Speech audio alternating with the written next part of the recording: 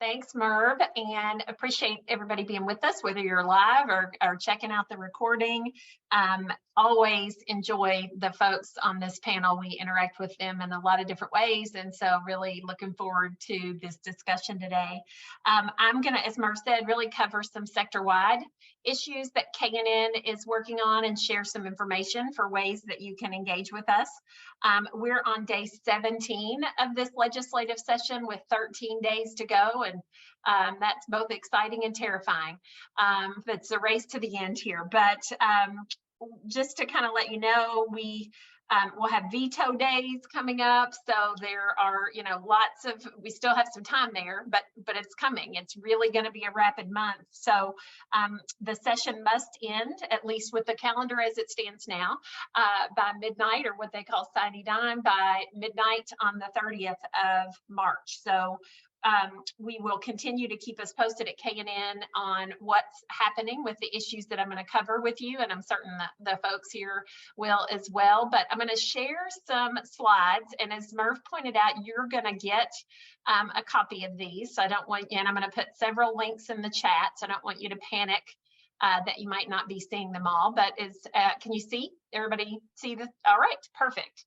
Okay, so I'm going to roll right in here with a little bit about K&N. If you're not familiar, we're the State Association of Nonprofits in Kentucky. We've been around 21 years. And this is just some of what we've been able to accomplish with your help during the pandemic alone. So one, of course, as many folks are aware, is that $75 million appropriation in the 22-23 state budget to establish the Nonprofit Assistance Fund. During the last session, we were able to work with our members to put together collective asks for the state budget that resulted in millions of dollars in funding that organizations needed to keep themselves afloat during the pandemic.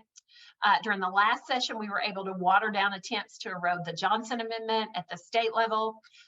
In 2020, which seems like a decade ago, we were over $51 million in an appropriation from Governor Beshear with CARES Act funding to assist nonprofits who were self-insured for their unemployment benefits. So that was a huge save for so many organizations. And then locally, we were able in 2020 to get nearly $4 million restored in the Lexington city budget that the mayor had cut, citing budget challenges due to the pandemic. So of course, we'd love to have you stand with us. So if you're not a K&N member, we don't do this work alone. We very much are working in partnership with organizations all over Kentucky. So we would absolutely love to have you join. As well as we are having our big Kentucky Nonprofit Day at the Capitol, which is coming up on March the 8th. And I'm going to talk more about that when we get further into the presentation, but want to be sure that folks know that is open to any nonprofit in Kentucky, and we would absolutely love to have you engaged there. The other thing I want to share a bit about is some work that we are doing in Louisville to create a coalition of sorts. It is unnamed at this point, a Louisville lobbying coalition or whatever we're going to call it. But essentially it mirrors work that we've been doing in Lexington, and it's an effort to really engage nonprofits in local advocacy efforts with your Metro Council as well as the new mayor. But we'll also have some state and federal work, again, that is centered around efforts specific to the Metro Louisville area. So these are folks who are already committed and on board. If you would like to participate in this, we'd love to have you. You would be required to be a K&N member, and we will have a monthly dues amount in addition to that. So please reach out if you have any questions about that. These are some really important ways to get engaged. All right, so want to dig in. I don't expect you to read this, and I'm certainly not going to go through it, but I'm going to put a link to K&N's policy agenda and our legislative priorities document, which is on our 2023 legislative session webpage. So you can always check that out, but everything I'm going to talk about today falls under this broad policy agenda that guides K&N's decision making every year. So who's going to help us do this work? Well, we have a fantastic nonprofit caucus in the Kentucky General Assembly. These are our caucus co-chairs, and they have been so far, 3 of them are brand new to the caucus, or at least to the co-chair role, of being champions for the sector. So we work very closely with them and rely on them to help guide us and share feedback on some of the legislative priorities that we're working on. So what I'm going to cover today are what KNN is working on and watching: contracting, House Bill 259, sales tax issues, Senate Bill 62, House Bill 537, and Senate Bill 246. You don't have to write these down. I'm going to put a link to the chat in the chat for each one of these. So we'll talk about contracting a bit. This is a proactive effort because if anybody on the call contracts with government, I'm going to be telling you things that you are keenly aware of. But nonprofits who contract with government at any level, but certainly state and local entities, are struggling and have been for some time. And so we like to share this dollar bill, which is really old, and there goes the challenge of nonprofit data. But when you look here at where nonprofit revenue comes from, almost 33% comes from government grants and contracts. Now, again, this isn't true for every nonprofit. Some nonprofits have 0 government grants and contracts, and some, that's almost their entire revenue model. But either way, it's really important for us to recognize that grants and contracts are important to many nonprofits. And furthermore, even if you don't have grants and contracts as part of your revenue model, the ripple effect impacts every nonprofit. When nonprofits are not getting paid for the cost of delivering services, they're forced to find that money somewhere else. And that's typically in fundraising and trying to fill in the gap and compete with other nonprofits. So we have done a lot of work during this legislative session and are going to keep on in the interim to try to help educate legislators about this issue. So I'm going to briefly cover the issues that we're trying to educate folks on, but I'm going to put the handout in the chat so we don't have to dig in here. But the bottom line is the contracting practices of the state, and quite frankly, this is true of local government as well, are putting nonprofits and as a result, their community partners at risk. Nonprofits are providing services by and large for government. So these are typically mandated or statutorily mandated or legally required services that government is saying, hey, nonprofits, we know you can do this more effectively, more affordably, and we don't want to bulk up government, so we're going to ask you to do it for us. And that happens on the local level as well, and even sometimes the federal level.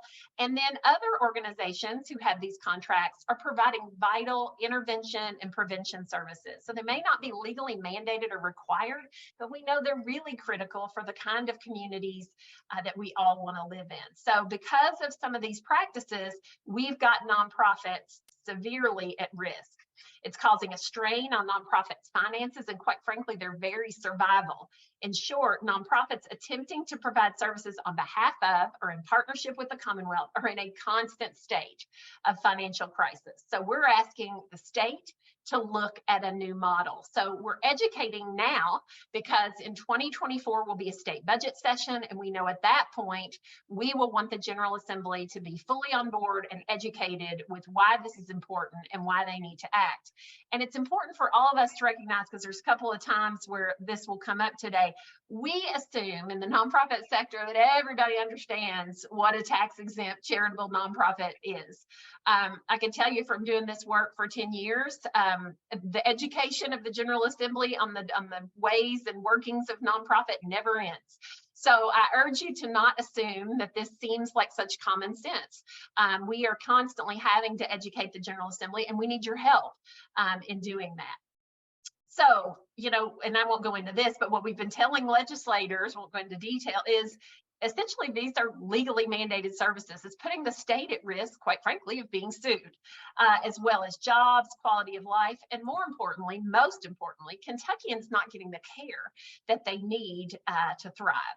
So we've got all kinds of issues you'll see on that handout. That agreement rates have not risen with the cost over time. And I mean, we're talking about decades. And so I don't think anybody hearing this message could be operating on costs that they are being reimbursed for since, 1990 or even 2010. So they're also not typically covering administrative costs and infrastructure, critical infrastructure. And so I think the theory is that we're supposed to somehow go out and raise money to keep the lights on and some of those critical things because the state only wants to pay for services.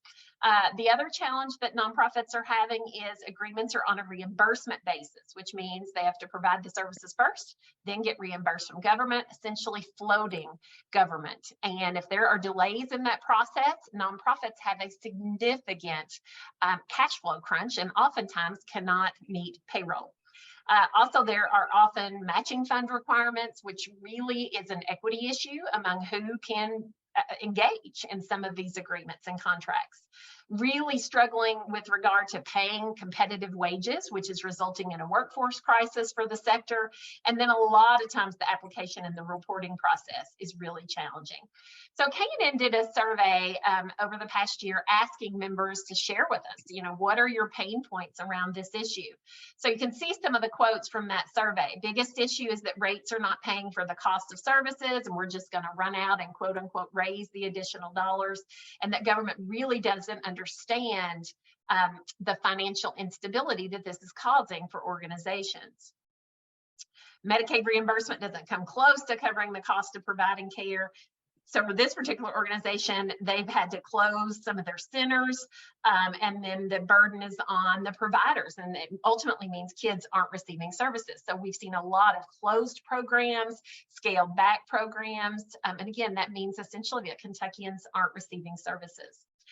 This is a specific contracting issue. When we ask for approval of changes to our agreements, we have to wait up for a year to get approval. What that means is they're not getting paid for a year, which is really challenging for organizations. And then ultimately, it's difficult, if not impossible, to do any long-term planning for the organization if we don't know if the money is going to be here in the next 3 to 5 years. So again, a significant amount of fiscal instability.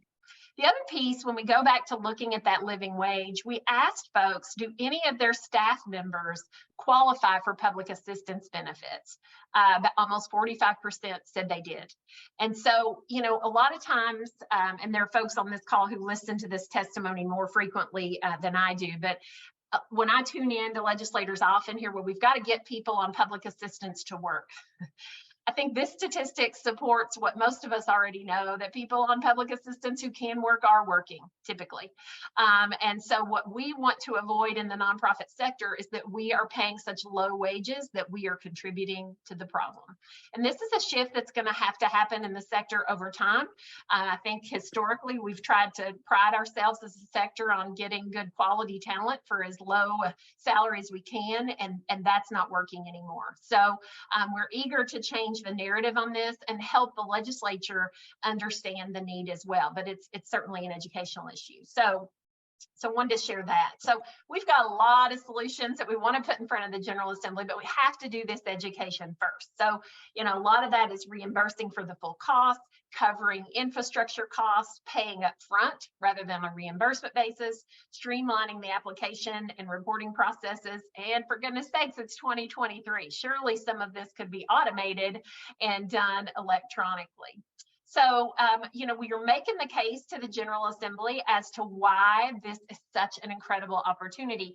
And this General Assembly seems to pride itself on being the fixer of things, pension issues, and as you'll hear today, even some things we're not sure that need fixing, they pride themselves on trying to fix. So we want them to focus their energy here on fixing this contracting issue because it's impacting every Kentuckian and every nonprofit, either directly or indirectly. So I won't go through these, but again, I urge you to check out the handout. And if you have the opportunity to share that handout with your legislators, either now or at some point over the summer, and if you do contract with state government, share your story. What issues are you having? Because we know that they're widespread, and again, we're confident that we can get them fixed. All right, so then I'm going to dig into some other legislation that we're working on. One bill is House Bill 259. House Bill 259 has been voted out of the House successfully and is in the Senate. This is legislation filed by Chairman of the Appropriations and Revenue, committee in the House, Jason Petrie, and it requires the cabinets to submit their budget information to his committee earlier than normal. And so what we are discovering is, regardless of the administration, doesn't matter if it's Republican, Democrat, that the process is really kind of, well, I don't say kind of, it is awkward, it is upside down, it is backward, it's not working. The cabinets appear to be asking for what they need, but they're not including increases for what their partners need. So that is the gap. And so the result of that is nonprofits running to the General Assembly, beating their doors down, saying you've got to increase the budget and include it in more reimbursement for our specific organization. So we like this bill, we support it. We think starting this process earlier is more helpful. Now it's on us as nonprofits to really push the cabinets and departments in state government to be sure that they're asking for the amount that they truly need for themselves and their partners. Another issue that we're watching is sales tax. So in 2022 legislative session, we had House Bill 8 that required nonprofits to provide certain programs and services that were providing certain programs and services to collect and remit sales tax. So this didn't mean the nonprofits were paying the tax. They're just required in some instances to collect it and remit it to the Department of Revenue. So this included some after-school programming, some summer camps that were deemed as recreation. And obviously, you can think through this. I mean, the access to resources that keep folks mentally and physically healthy, keep kids out of trouble, keep people engaged in their communities. Why would we ever want to tax things that are really important to the health of our communities in so many ways? So we are collecting feedback on that. It's really been a kind of a delayed reaction because the Department of Revenue has really been behind in some ways or struggling in others to define what some of these things mean and how nonprofits are expected to comply. So if you missed this and you're concerned it might apply to you, there is a link to recording that KNN did with the Department of Revenue. Quite frankly, it may raise more questions than it answers, but our goal is to try to keep on top of this. What I would say to you is if it's impacting your organization, let us know, because what we're trying to do at KNN is hear from folks and share that feedback, and we're not hearing much. So maybe it's not a big deal. Maybe it's not impacting your organization. I don't think that's true, but either way, we want to hear from you. So if you're implementing this or getting ready to, we would definitely want to hear from you. So please keep that in mind. All right, this next one's a doozy, and I'm not going to get into the weeds on it because I've been working on it for over a month and don't necessarily understand it myself. But Senate Bill 62 is a bill filed by Senator Whitney Westerfield. It has been voted out of the Senate. It has not yet been assigned to a committee in the House, which we think is a good thing because we want to slow this down a bit. But essentially, it codifies a Supreme Court ruling that prohibited California from enforcing a blanket requirement that all nonprofits submit their unredacted IRS Form 990 Schedule B. So you may be like, what does that mean? So I'm going to break it down for you. But let me first say codify means it's already the law of the land because the Supreme Court ruled on it. However, we feel for some reason we need to be sure we've codified that into Kentucky law, and therein lies our question. So before we get into why we are struggling with this bill, I want to clarify KNN's policy position around oversight of nonprofits. We believe, and this is directly from our public policy agenda, which guides our decision making, that there's a fine line between oversight, which is needed to weed out bad apples and protect consumers, and that's the role of the Kentucky Attorney General, and it's why any of us who are registering to raise funds with the Attorney General's office every year. It's why we do it. It's also important to maintain donor privacy. That's part of the Association of Fundraising Professionals, AFP Donor Bill of Rights. It's important for KNN. It's in our Principles and Practices Guide. So that's important. And we also are trying to balance reporting requirements, that they're not onerous for nonprofits, that it's as simple and streamlined as possible. So it's kind of a three-legged stool here of why this is so important. But to clarify, donor information to charitable 501c3 nonprofits is already secure and confidential. So under current federal law, Nonprofits are required to disclose donations from donors of $5,000 or above to the IRS on their annual Form 990 on Schedule B. After you've done that submission, you can then redact the donor information from Schedule B. So if you put your 990 on your website, you can redact that section. When you register to fundraise with the Attorney General's office, you redact Schedule B. So it is already safe and secure. You're submitting it to the IRS because that's who you do your reporting to, and that's who donors are telling that they've made their charitable giving donations. So there has to be a paper trail. Now, the benefit here that we see of this whole process is we still want state law enforcement to have access to this information on a case-by-case basis.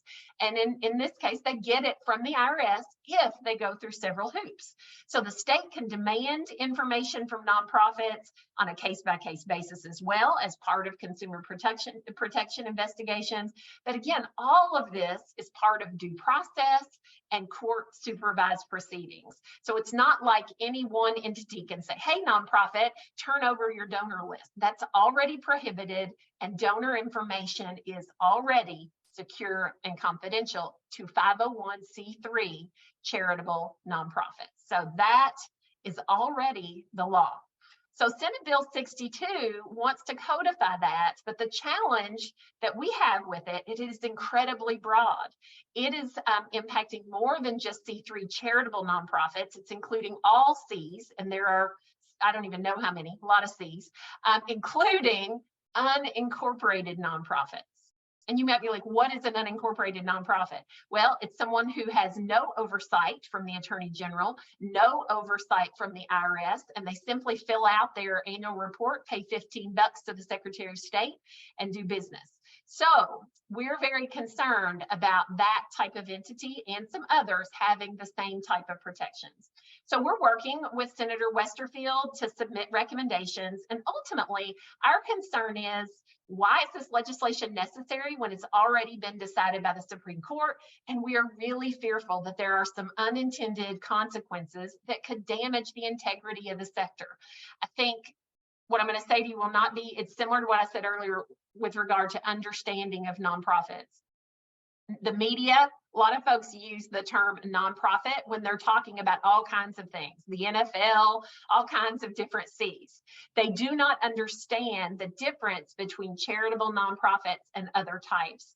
And so when we have organizations who are being called out by a variety of different entities for their spending or how money is flowing through the organization and they're running political ads, then nonprofits get hammered with that. Charitable nonprofits, even though we can't run political ads legally, but the folks don't see the difference between C3 and other threes or other Cs. I'm sorry, they don't even know that there are other Cs. So this is a really big concern for us. This and another bill I'm going to talk about are kind of two of the core tenets that make the sector who and what we are. And so to erode that or threaten it is a big concern. And actually we've got, I know Micah with Mary Hurst shared an article with me, I guess a couple of weeks ago about the eroding trust of the sector that the public has in the sector. And so we have a very significant concern about this. So we appreciate Senator Westerfield with an open ear, and we're continuing to work on that during this session. So there's no call to action on this one yet, but we will keep you posted. Now, this next one, there is a big call to action on. So House Bill 537 would essentially allow a nonprofit entity to convert to a for-profit and take all of its charitable assets with it, which is just quite frankly illegal. And so we completely oppose this legislation, and we urge you to raise all kinds of fuss with the General Assembly. The way the law is designed both at the federal and state level says that once an entity becomes a 501c3 tax-exempt charitable nonprofit, its assets must remain for charitable purposes. So if an organization dissolves and goes out of business, or they are bought up by a for-profit, that's fine, but their assets don't get to just be divided up like a for-profit company. It has to remain charitable. And typically what that means is it goes to another nonprofit entity. So you can think way back for those who might be old enough, with Anthem Blue Cross and Blue Shield, when that entity became a for-profit, those assets were transferred, and we now have the Foundation for a Healthy Kentucky as a result of that. So that is an example of that. House Bill 537 essentially undermines the very state and federal laws designed to protect charitable assets for charitable purposes, and we strongly oppose House Bill 537. So we urge you to call or email your legislators, particularly the House. That's where it is. It's not gotten to the Senate, and we hope it doesn't see the light of day over there, to really put this one to bed. So that one is a straightforward, easy. But again, you can see we've got two different issues there around donor privacy / potentially secrecy, and then this issue about assets, which are the two kind of core tenets of what it means to be a nonprofit. And then the final bill I'll mention is Senate Bill 246. And again, I'll put all of these links in the chat for you. But Senate Bill 246 would collect race and ethnicity data of leadership of entities that contract with the state. We like this bill, and we would actually like for it to apply to charitable nonprofits as well. We think it would be a really important data collection opportunity. And if they're going to be collecting it for for-profits, we want to see them collect it for nonprofits as well. So this is being sponsored by Senator David Givens, who's an incredible friend to the sector. And so we have reached out to Senator Givens to ask if he would expand the current bill to include this. It has not made it to committee yet, so hopefully we can get that done before maybe next week when it's on that committee's agenda. All right, so I've got a couple more slides, but I want to pause before I get into any logistical things, and I'll put the links to these bills in the chat. Are there any questions about anything that I've shared? Okay. All right, well, you'll have more opportunities, but all right, so why come to Nonprofit Day at the Capitol? Well, we'd love to see you in person. It's the first time we've been to this event since 2020, right before COVID took hold. So we'd love to be back at the Capitol and see you all. We're excited to be partnering with our Advocacy Alliance, some of whom are on this call today. They are hosting with us, and our event is sponsored by Aetna and AT&T. And it's a huge opportunity to thank the General Assembly for the historic $75 million appropriation of American Rescue Plan Act funds for nonprofit relief grants. So we do know we're going to be having a press conference and a rally that day that over 1,100 organizations received this funding in 102 of Kentucky's 120 counties, and 45% of nonprofit applicants were able to receive the full $100,000 that was part of that. So we are really eager to build on this victory and thank the General Assembly for that opportunity. So that's one important reason to come. The other is we shared some stuff we're working on now. There's going to be more issues down the road. Some of them are good and proactive. Some of them are horrible and need to be killed. And we can't do that without you all and without relationships with our legislators. So Nonprofit Day at the Capitol is a really important day to be visible. We want the rally and the rotunda to be loud and rowdy with signs of celebration, because there's not been, quite frankly, a whole lot to celebrate over the past couple of years. So we would like to do that on this day. In the morning on March the 8th, you'll have the opportunity, if you haven't already, I urge you to do it now, to schedule visits with your legislators. We will have a check-in and registration starting at 10 o'clock in the House chamber. From 10:15 to 11:30, we'll have an advocacy awards program for our members and legislators that have helped them with significant legislative victories over the past 3 years. So we've got an exciting awards program there. Then we got a break where you can have lunch, you can visit with your legislators. You've again got another window there. Then at 12:30, we're going to be at our rally in the Capitol Rotunda, which will also be a press conference, and we'll be honoring all the legislative leaders who worked on that $75 million appropriation. So we're excited about that. And Lieutenant Governor Coleman will join us as well. And then at 2 o'clock, legislators will be heading into their respective chambers, and we'll be handing out cookies of thanks. So it's going to be a fun day. We hope that you will join us. I will put in the chat how to get registered for that event. You know, I mean, let me be clear. It's the People's House. You don't have to register. You can just show up. But let me show you the beauty of registering is you get one of these fabulous turquoise lanyards and your name tag and your member ribbon is there. We want everybody who sees nonprofit leaders that day to recognize that we're there together and that we're unified and that we're going to hold them accountable for the good things and the bad. So it is an important opportunity. So with that, any questions for me? And I see Em mentioned about the sales tax, so I'll share that with Merv so we can get you that link, Em, about what's going on there. All right. I don't see any questions, and you're welcome to email me, which again, I'll put in the chat if anything comes up. I'm happy to answer any follow-up questions. And the other thing I will say is if you're not on KNN's email list, you'll want to be, because that's how you're going to get the action alerts about all the good and bad happening in Frankfort and ways that we need nonprofits to engage and protect and advance our sector and ultimately let us continue to do the work that we do. So with that, I'm going to turn things over to Chris Hartman, who's the Executive Director of the Fairness Campaign, who's just kind of been laying back this session, not a whole lot going on. So Chris. Thanks, Danielle. And look, I'm still watching the legislature right now. I've got the House in my ear. So if you all see me turn my attention very quickly, know that they're saying something I need to hear. My name is Chris. I use he, him pronouns. I just want to thank Merv and Danielle both for helping uplift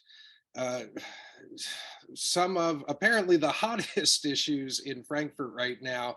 LGBTQ rights have unfortunately been on the chopping block repeatedly over the past several years and never before like it has been this year. And it's not just in Kentucky, it's all across the nation. I'll talk a little bit about that.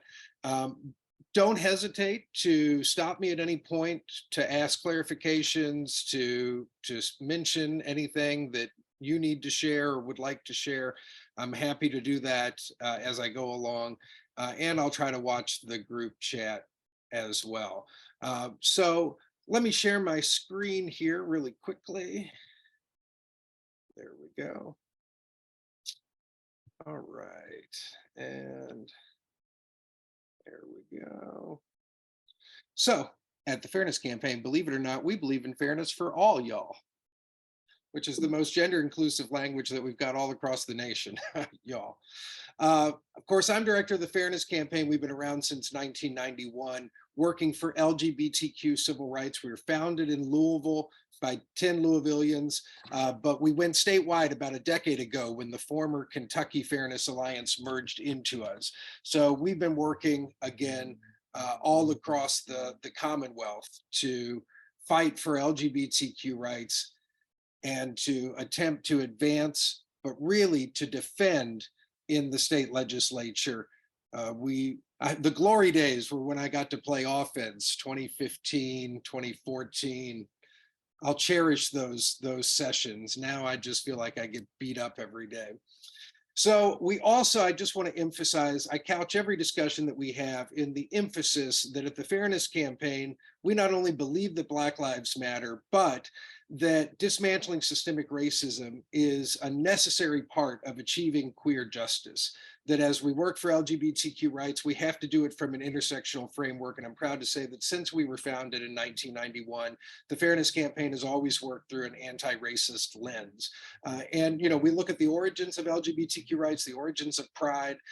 We look at that being a protest against police brutality and injustice, that Stonewall was begun predominantly by Black trans women and Latinx queer folks who show us the parallels today. We look at the past several years and the racial justice protests and the murders of Breonna Taylor and George Floyd, Ahmaud Arbery and Tyree Nichols, too many to name, Black Americans who have been murdered at the hands of police. We see so many things that we are still fighting.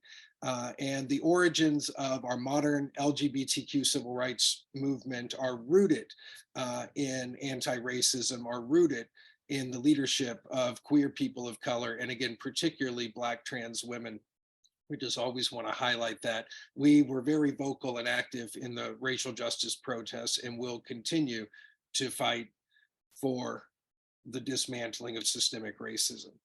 Just really quickly, so that we look at perspective, when I started working at the Fairness Campaign in 2009, doesn't feel like that long ago, but it's been over 14 years. This is my 15th legislative session. Only the dark blue states were the states where you could get married if you were LGBTQ. And that was the end of 2009, not the beginning of 2009. And of course, now we know we've got marriage all across the United States, thanks to the Supreme Court. Big bonus points if you drop the name of the Supreme Court case into the chat. Who knows it? Who knows the name of the landmark US Supreme Court case? And you get double points if you can actually pronounce it. Obergefell v. Hodges. All right, M's got it. And it included 6 Kentucky families. Let's not forget, the Kentucky is in the 6th Circuit Court of Appeals, and that was the circuit that went up to the Supreme Court in Obergefell. The case could have just as easily been Burke v. Beshear or Love v. Beshear. How is the case not Love v. Beshear? But Obergefell's lawyers filed first, and so that case was the one. But we were wrapped up with Michigan, Tennessee, Ohio, and of course, Kentucky. And I see M is from Cincinnati and knows Jim Obergefell, Cincinnati resident, wonderful guy. Also, bear with me, I get the hiccups 5 times a day, so I'm sort of fighting them off right now, but they may emerge here in a little bit. And of course, in the Fairness Campaign, a lot of what we're doing is fighting discrimination that is sadly still legal in most of the United States and most of the Commonwealth of Kentucky today. Now, there are some caveats there. Thanks to the Supreme Court, we no longer have employment discrimination against LGBTQ folks. That is illegal everywhere you live. If you are being treated differently in the workplace, if you've been denied a job, denied a promotion because of your sexual orientation or gender identity, you can go to the EEOC now, wherever you live, and file the discrimination complaint based on Title VII's sex protections. And again, that's a Supreme Court ruling in 2020, and it was a 6-3 opinion, majority written by Neil Gorsuch. So a conservative opinion as well. We don't feel like that one's going to be eroded anytime soon. Now, what we don't have, though, are public accommodations protections. This means that I could be married in the morning and be kicked out of a restaurant in the afternoon just for being LGBTQ in all but 24 places in the Commonwealth of Kentucky. And this map looks substantially different than when I started. We had Louisville, Lexington, and Covington. And the first 3 cities, when I started in 2009, we hadn't had a victory in a decade. And then that tiny little Appalachian coal town that you see down there, the southeastern tip of Perry County, VICCO, V-I-C-C-O, named after a coal company, the Virginia Iron, Coal, and Coke Company. Population 334 at the time, openly gay mayor, who was also the town hairdresser, because why not? And he didn't even have to vote for the fairness ordinance because every one of the former coal miners, save one, 3 out of 4 of them, who were on the city commission, voted for it. VICCO became the smallest city in all of America with an LGBTQ rights law. And the New York Times flew into town. Stephen Colbert sent his camera crew in. It's a marvelous clip if you have the opportunity to watch it. And we've got 3 cities that have banned conversion therapy in Kentucky. So 24 places that have banned discrimination all across the board, 3 cities that have banned conversion therapy, which, if you're not familiar with the term, this is any type of therapy that tries to convince an LGBTQ child that they can somehow change and not be LGBTQ any longer. And we know that not only does it not work, it's been debunked by every major psychological, mental health, medical association. It's not just snake oil, it's snake venom. It actually causes severe harm and damage to the mental health of LGBTQ youth. And we know that it contributes outrageously to higher levels of depression, self-harm, suicidal ideation, and suicide attempts, and unfortunately for many, completion.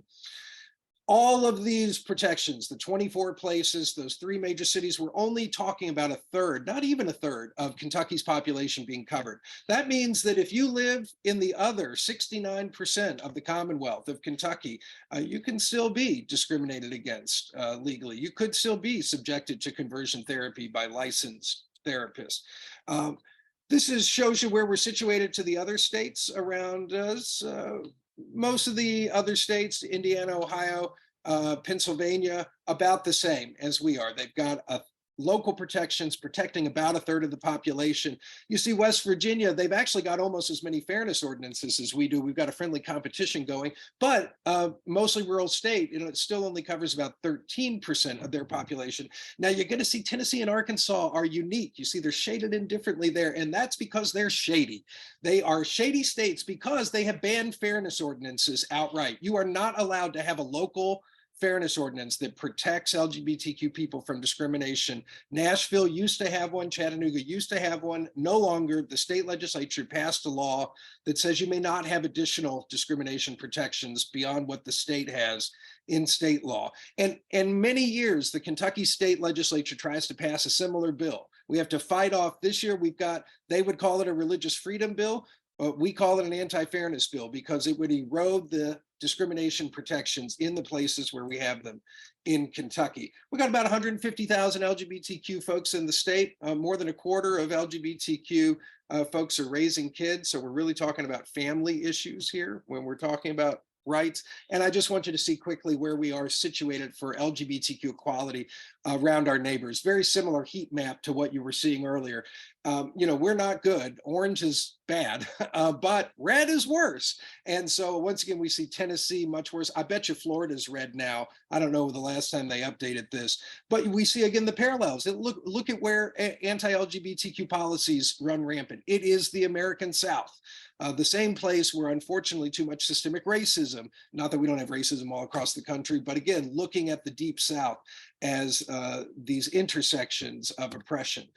So now I do want to talk swiftly about what we're facing in the legislative session. You know where we are, where we've been, where are we going? It's not in the right direction. We are verging on being one of these red states, unfortunately. If you want to track our bills, you can scan this QR code, but I'm going to bring you here to, this is everything you're going to find on that page. So this is where you can track all the bills that we consider pro-LGBTQ. And there are many more issues that we care about that aren't listed here, but we do take positions on, for instance, the Crown Act, which would ban discrimination against natural hair in the workplace to protect particularly Black women who repeatedly, suffer abuse and discrimination based on their hairstyles in the workplace, and many other issues. But you see, we've got more anti-LGBTQ bills that we are facing this year in the Kentucky General Assembly than ever before in my time, in my 15th legislative session. And you see, they are all over the place, but they are the carbon copies of what we're seeing in other states, because this is a coordinated national strategy to find political wedge issues that they can use on their postcards when they run for re-election, and they only affect the smallest minority populations that you can imagine. Last year's anti-trans sports bill banned one 12-year-old trans girl from playing on the field hockey team that she helped start. They passed an entire piece of legislation that effectively banned one middle schooler in the Commonwealth of Kentucky. And you'll see we've got several of these don't say gay, don't say trans bills that came out of Ron DeSantis's sort of architecture in Florida. And many of them are on steroids. I mean, some of them are, it's like they've rolled down the hill and the snowball has picked up this bad bill and this bad bill. So some of them are not just curriculum censorship. 173, 177, those two House bills, those are wild. They ban talking about LGBTQ people below 6th grade. They would force teachers to closely monitor the gender expression of their students and immediately out them to their parents if anything changes about the gender expression of a certain student, because teachers don't have enough to worry about already in the classroom. Some of them are pronoun bills. Senate Bill 150 is one of the bills that has actually moved. That has gone through a Senate committee twice, and then it has passed the Senate. That one is predominantly a pronoun bill, which allows teachers to misgender or misname transgender students in the classroom. And again, we know that that is exactly the type of thing that leads to higher rates of depression and suicide amongst particularly transgender youth. And yet nobody's talking about it. They pretend that these are parental rights bills. We fought the healthcare discrimination bill for many years. This would allow anyone working in a healthcare setting, not just doctors and nurses, receptionists, the person running the valet at the hospital, your cafeteria workers, people that clean the rooms, everyone could refuse service to anyone based on any type of belief that they have, religious or philosophical belief. You can imagine the chaos this creates in healthcare, and then it allows an employee to sue if they get moved off the shift, if they get demoted, if they get fired for refusing to serve people based on prejudiced beliefs. The main threats, though, are the healthcare bans against trans youth. House Bill 470 is the greatest threat that we have faced in my entire time in Frankfurt. It is an omnibus anti-trans bill. And I know I've got some good stuff to talk about here, but I just want to go ahead and highlight it real quick. Ooh, where did it go? The omnibus anti-trans bill not only bans all gender affirming healthcare for kids, which includes mental health care and counseling. Supposedly they are taking that out of the bill, but I don't have faith that they are taking it entirely out of the bill. But let me just say briefly on this. I mean, if you're not aware, which I think many of you probably are, banning healthcare, particularly mental health care that is gender affirming for trans kids, will absolutely kill them. It will absolutely kill them. They're not talking just about banning surgery under the age of 18, which doesn't happen. Gender confirmation or affirmation surgeries are not happening under the age of 18 in the Commonwealth of Kentucky. But of course, they're talking about blocking hormone replacement therapy and puberty regulators, which are the thing that if trans kids do not have this care in consultation with both their parents and their doctors, it will lead to the suicide of countless Kentucky kids. I mean, countless Kentucky kids. And despite, how much I have relayed that to the legislature, they are not planning in any way to take that out. And that is a battle that we have. We can make a concession on surgery, but not on puberty blockers and gender affirming health, mental health care as well, hormone replacement therapy. But this bill also includes the provision for teachers to monitor the gender expression of their students and to out them to parents, even if it's not safe at home.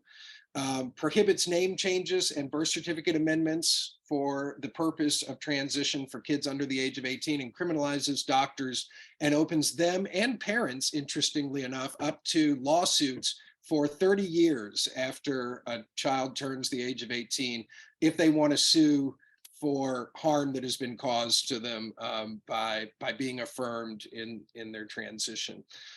So, I mean, this type of legislation is just all over the place. This is the QR code and the website, fairness.org/HB 470, if you want to take action right now on that bill. You can scan that and send an email right now. Of course, you can share that. There's also a sign-on letter that I'll share with folks that's going around from the Mental Health Coalition of Kentucky.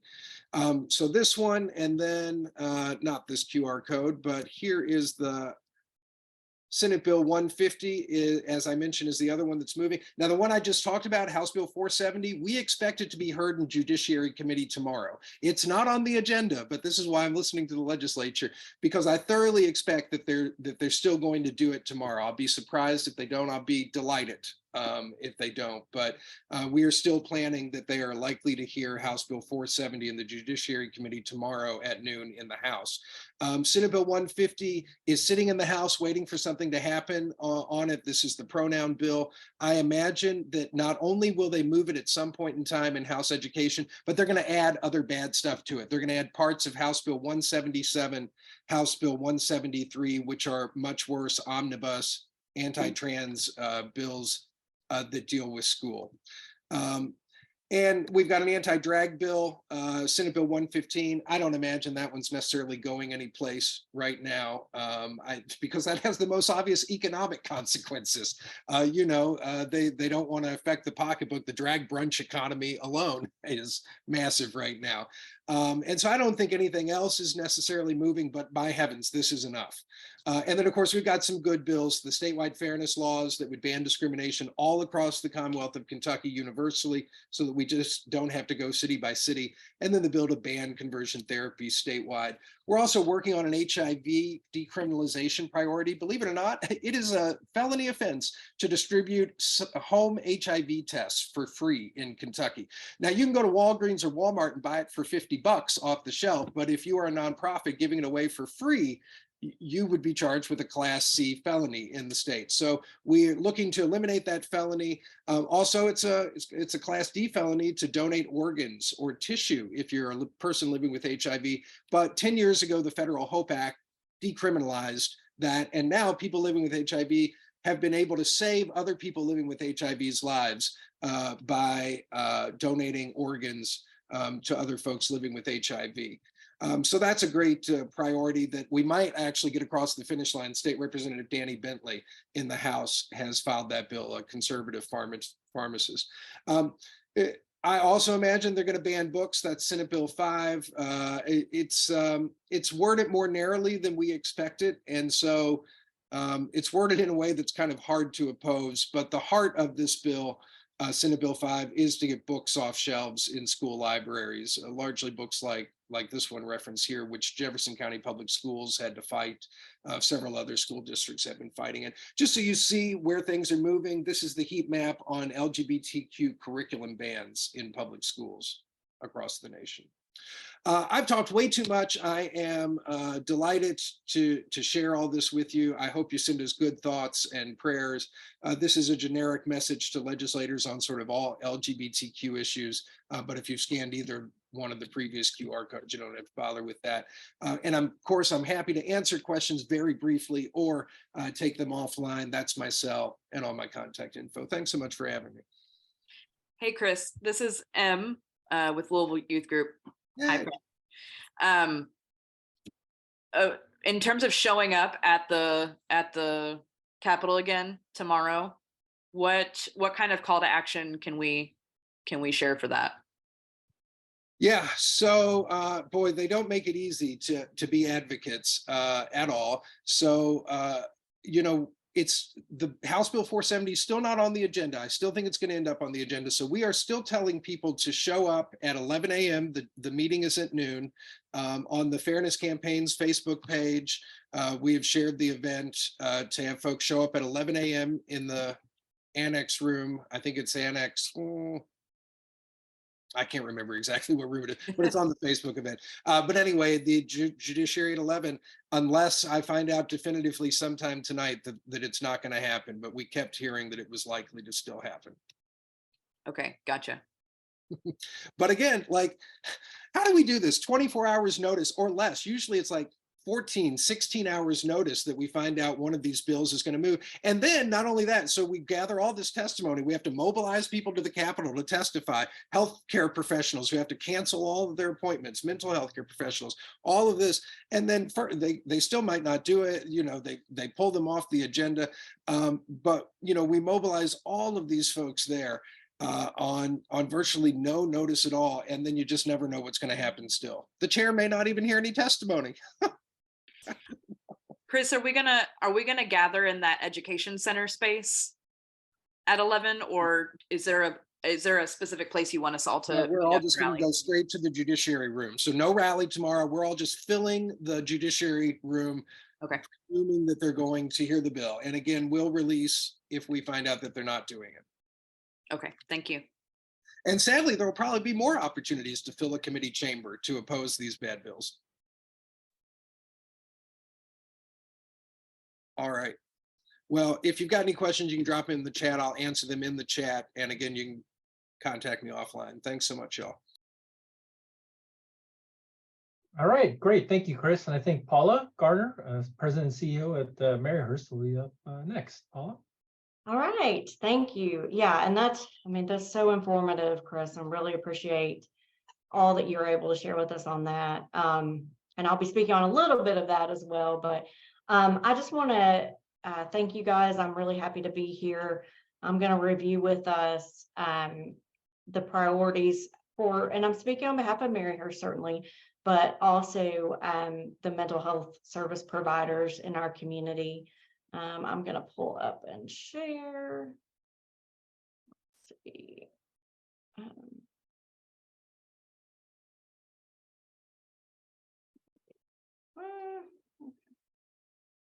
Okay, there we go.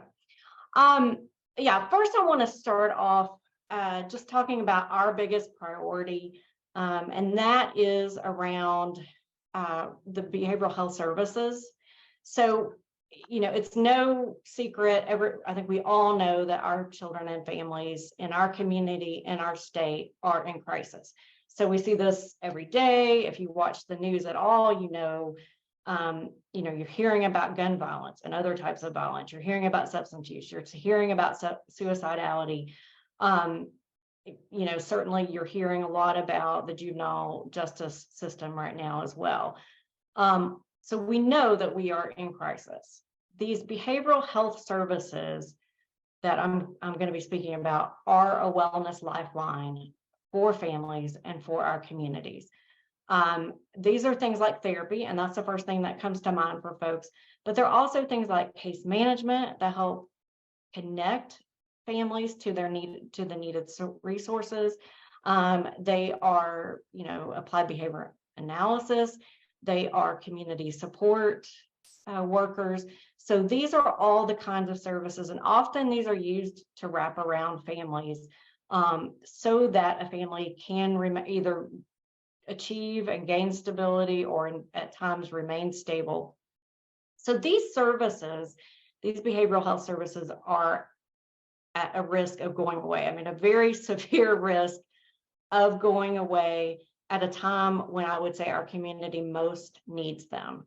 And this is all tied, in this case, to Medicaid rates. So Medicaid rates are at the center of this.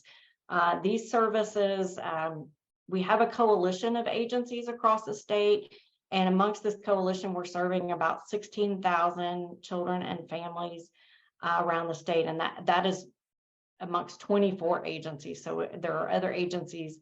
So we know that number is conservative, and many of those agencies have already contracted, or they are, in some cases, they've actually closed these services. So as we know, and it's not just the case with us or these services, the Medicaid rates are woefully low and inadequate.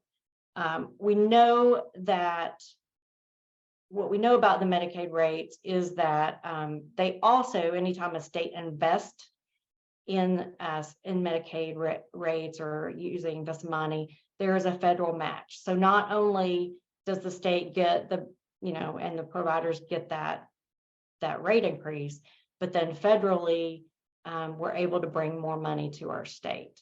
So what we have done for this session, I'm painfully aware, and I've been told by many lawmakers that it is not a budget session.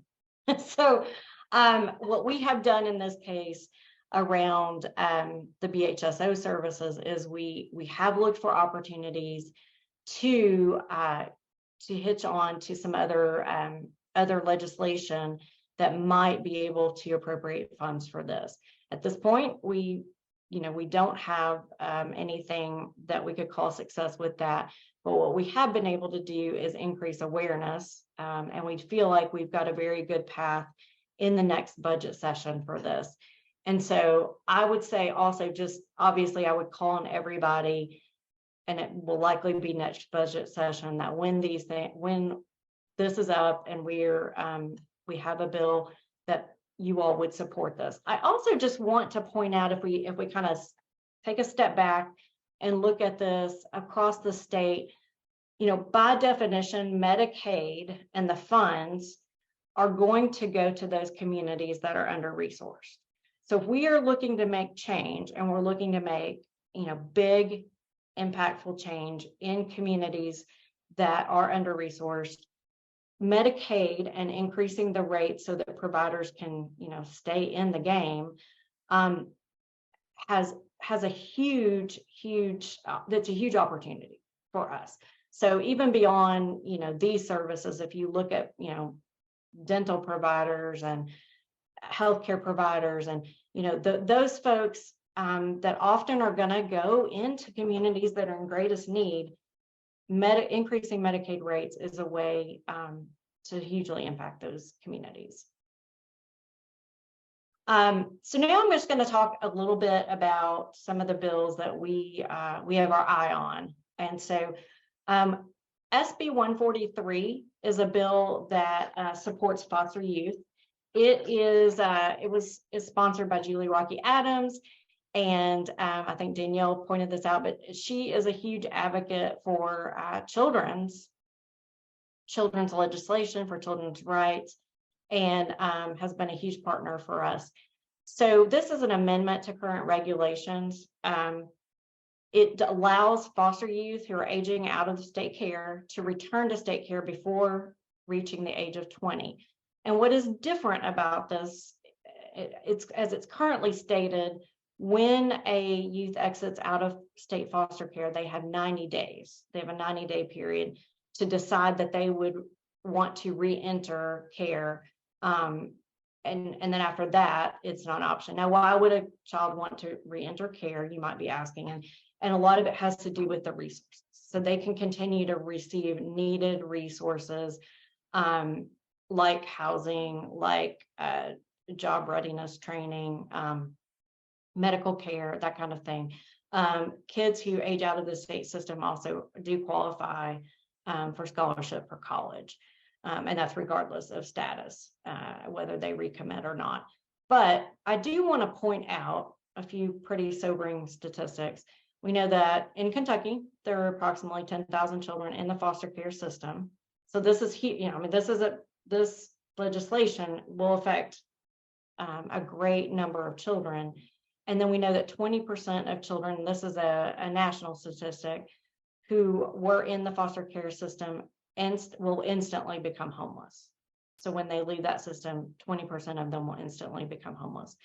And then only one out of every 2 foster kids who age out of the system, again, nationally, will have some form of gainful employment by the age of 24.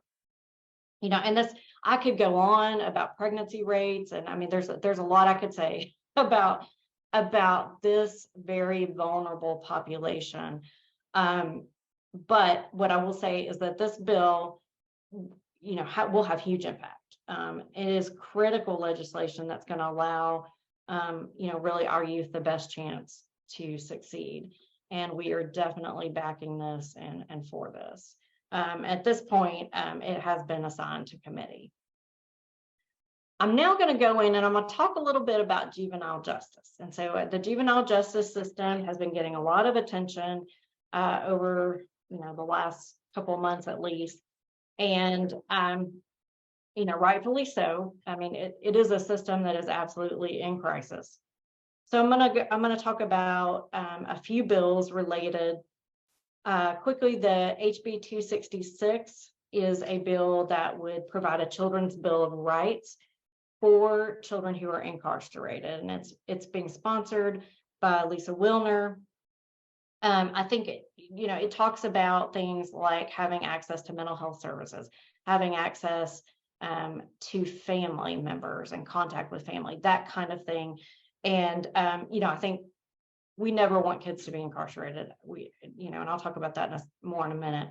But at the same time, I think what Representative Wilner is trying to do is set up some protective measures for kids should they be incarcerated, and we are definitely backing that.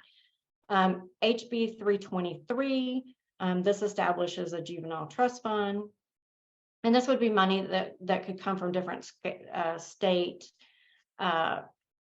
resources like grants, for example. It is something that would give, is really focused on giving a smooth transition to youth as they are coming back into the community. It is sponsored by Representative Keturah Herron, who I will give a shout out, is a former Maryhurst employee. But I think it's also being assigned. It's been assigned to a committee, so that's where it stands. And certainly there would be some appropriation consideration with that bill. So this takes us to HB 3, and I've used the title that is being used officially, and that it is an act relating to juvenile justice, making an appropriation. Therefore, it is being sponsored by multiple House members. And so I'm going to go ahead and talk a little bit more about it, because it does have pretty significant impact. And it's gotten a lot of media attention in the last couple of weeks, especially. So what I want to step back and say is that we know, and this has been talked about prior to in this forum as well, but data shows detention harms kids and their communities, both in the short term and the long term. We know that it interrupts schooling. A child who is incarcerated has twice the chance of being involved in the justice system again. So there is tons of data to show that this is not lead to good long-term outcomes or short-term outcomes. What we are about, and I'll speak for Maryhurst, and I think I can speak for those who do similar work, is more supports to address the trauma that we know is at the root of youth criminal behaviors.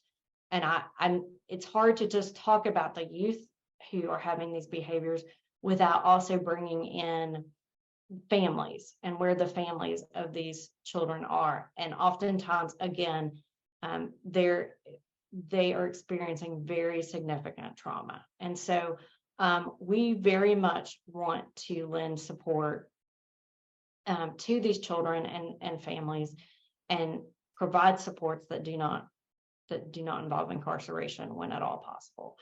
HB 3 it basically has four tenets. Detention would be mandatory for violent felony offenses. There have been some amendments made to HB 3. I think it's been about 7 amendments at this point. One of them by Nima Kulkarni is introducing the violent felony offense, that detention would only be used if it was also considered a violent felony offense for an adult, if detention were used for an offense, for the same offense if you were involving an adult. So we'll see where that goes. But HB 3 also waives confidentiality, the rights for violent felony offenses for 5 years. So currently for juveniles, there is confidentiality that comes into play, and this would waive that for 5 years for any given offense. And that's concerning when you think about a youth who is trying to make a new start, do better for themselves. So the next thing is $8.9 million for renovation of juvenile detention center. And that would also include $2 million for operating costs annually.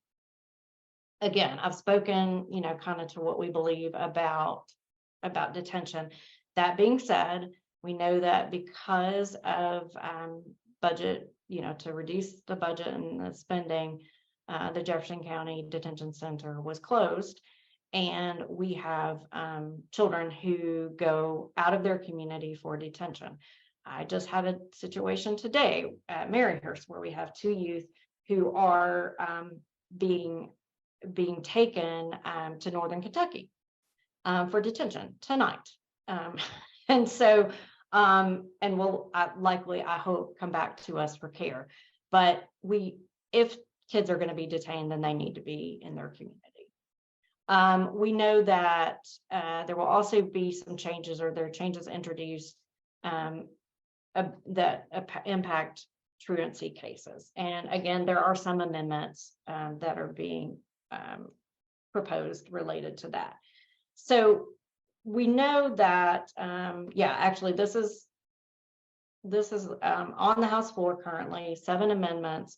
And we expect to see changes in the Senate. I very strongly anticipate that we will see changes to this when, if and when it goes to the Senate.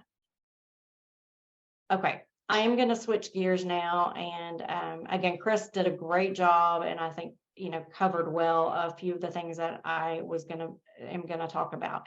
I will give you a perspective as a provider.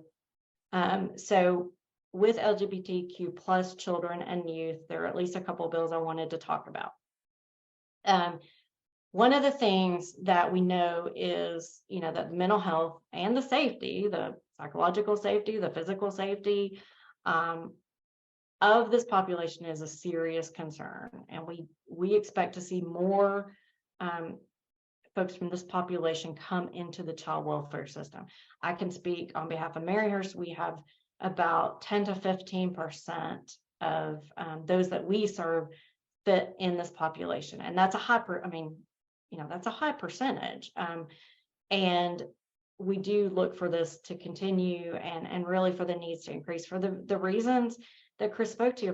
The mental health concerns and the challenges that these folks face, it's just unfathomable in many ways. So I will also say that when I'm looking at this as a provider, I am looking at it from a lens of trauma-informed care. And I just think that that's critical. That is a modality that our state has embraced and adopted. And I am, in fact, as a provider of residential treatment services, required to have trauma-informed care as a treatment modality. And there are a number of tenants under that care, but a couple of them that I will illuminate are that the client is an expert on themselves. Okay, so they are the expert on what they need. Now, certainly you are a professional, you come into that relationship and you are helping in that relationship to get that client to the best outcome, but they aren't the expert. Another thing that I want to point out is that, you want to, again, along those same lines, empower your clients. That is a big part of trauma-informed care.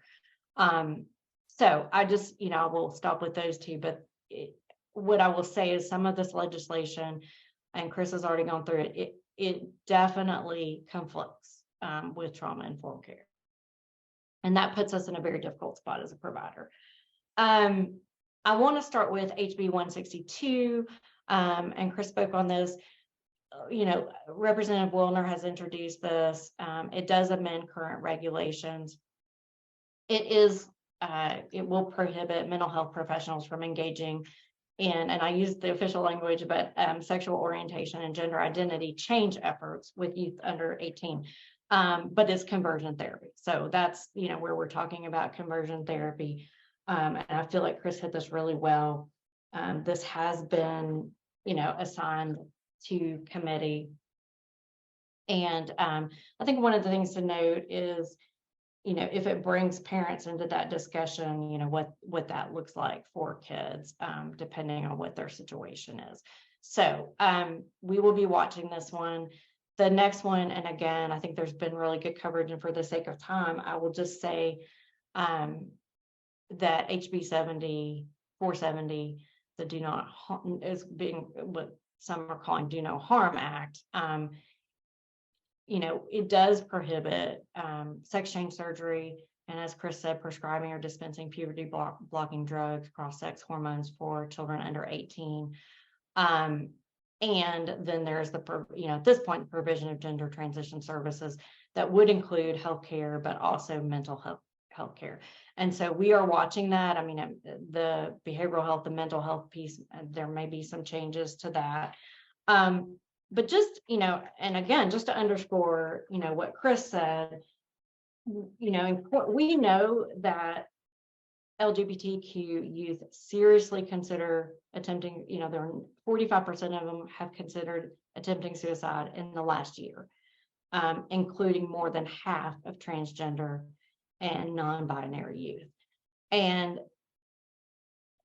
there's a whole lot that leads up to a person feeling so helpless or so hopeless and helpless that they are in a position where they are considering taking their own life. So the suicidality is a very, very poignant statistic, but we also know that, I mean, mental health, many suffer with mental health challenges because of culturally the challenges that they face. So to take supports away, to take services away, I do fear it is going to be catastrophic.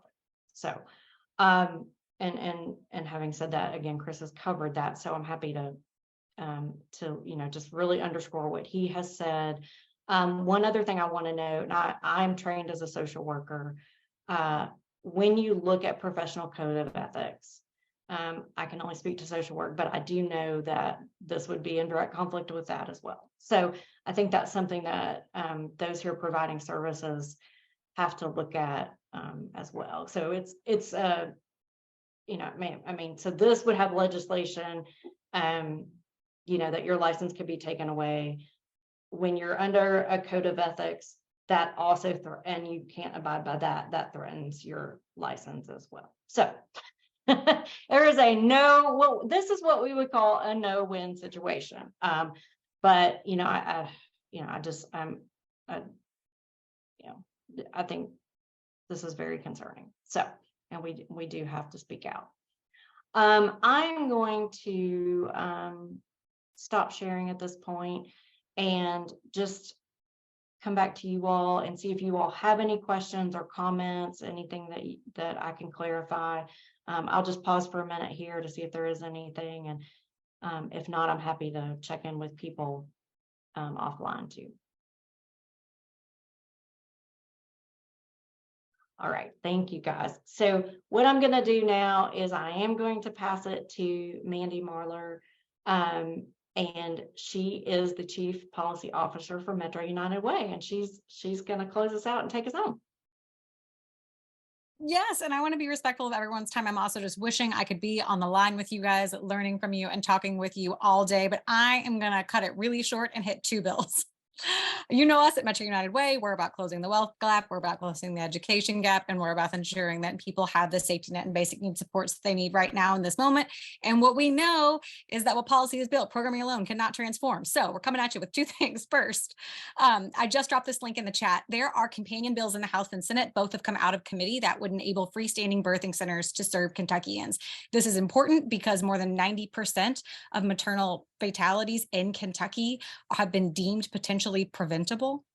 And we know in birth centers, which use the midwifery model of care as core to their operations, we see lower preterm births, we see lower instances of low birth weight, we see higher instances of breastfeeding, and we see an opportunity for women who may not have had positive experiences in other more institutional healthcare settings have the opportunity to receive empowering prenatal care that they deserve. Kentucky is one of only 8 states in the whole nation that does not have operating freestanding birth centers, and it really is a step that we need to take urgently as we're addressing very concerning maternal mortality and a growing infant health concern as well. So there's a link in the chat. We would love to hear from you. We are hoping that we may see this on the Senate floor as early as this week. And unless you are a key leadership priority bill, if you don't make it out of your originating chamber this week, you're going to have a long way to go. So we could really use your voice on that one. The other, and I will throw a link into the chat of this as well, I want to shout out our housing partners at Coalition for the Homeless and the Homelessness and Housing Coalition of Kentucky, and Tony Curtis, who's on this call with MHC, who have done tremendous work with House Bill 21, which provides greater access to IDs for youth who are homeless, people who are experiencing homelessness who need to renew a driver's license, and people who are experiencing homelessness who are having trouble with the current cost of IDs. We thought this was going to be on the floor today. I was also sort of tuning in. But it should be on the floor soon. This has broad bipartisan support. Really, it's going to be a timing issue. We need to get it to the Senate immediately. But we know that they're ready for it there because this is a common sense measure that everyone can support and get behind. We know that an ID is the key card to unlock community services here in our community across the state and across the nation. So I will leave it with that. Merv, sorry, I ran us a little bit over. Link coming momentarily for House Bill 21. Well, you must get the land speed record for talking through all that in less than 2 minutes. So thank you, Mandy. I apologize to you all again for that late start. But hopefully, as I mentioned earlier, the session today was recorded. So if there's anything else that you want to refer back to, you can. I'll make that recording available to you all in the next couple of days, because I know a lot of this is timely and needs, there's a call for action that needs to happen sooner rather than later. And Danielle has already sent me some links and some follow-ups to her presentation today. So I will send that off along with any other resources and links that Chris, Paula, and Mandy might have to share with you all as well. So with that, just be on the lookout for all the follow-up in the next couple of days. My thanks to Danielle at the Kentucky Nonprofit Network, Chris Hartman with the Fairness Campaign, Paula at Maryhurst, and Mandy with the Metro United Way. Thank you all for all your hard work. There's a lot of important work that still needs to be done, and we all need our voices out there so that everyone, all of it can be heard, and we can take action and make a positive change in our community. So to all that, thank you all, everyone, for your participation today, and we'll see you all again soon. Take care, everyone.